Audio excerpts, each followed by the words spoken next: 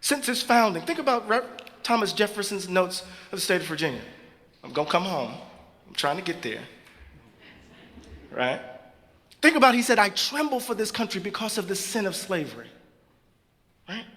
He was afraid of what that meant, the divine punishment that would come for holding another human being in slavery. And he writes that particular formulation in the section on habit formation. Because he said, what happens to a child who witnesses the violence of slavery?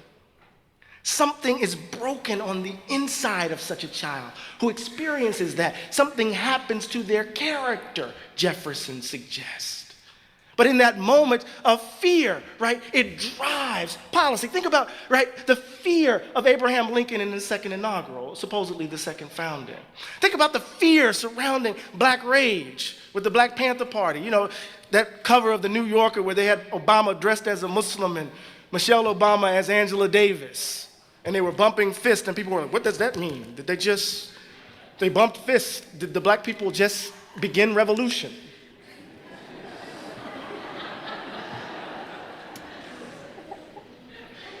Fear. Fear drives policy. The moral panics around the so-called super predators, where the data suggested was not true. What did the moral panics do? It drove mass incarceration. Think about what happened with the Central Park Five. Those babies were innocent. Their lives stolen. Think about all the millions of folk who are locked up because of fear. Fear driving policy.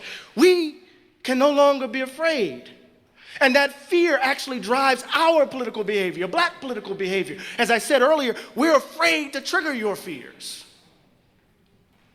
So we will grit our teeth in the moment which you say something a little off color. Our fear of triggering white fear affects our behavior.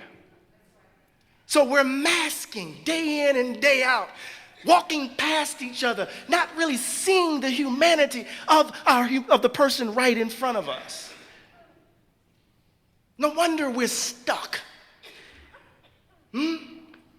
But Malcolm X said this, and I'm going to say this in front of you guys and make you mad. I don't care. We have to stop sweet talking.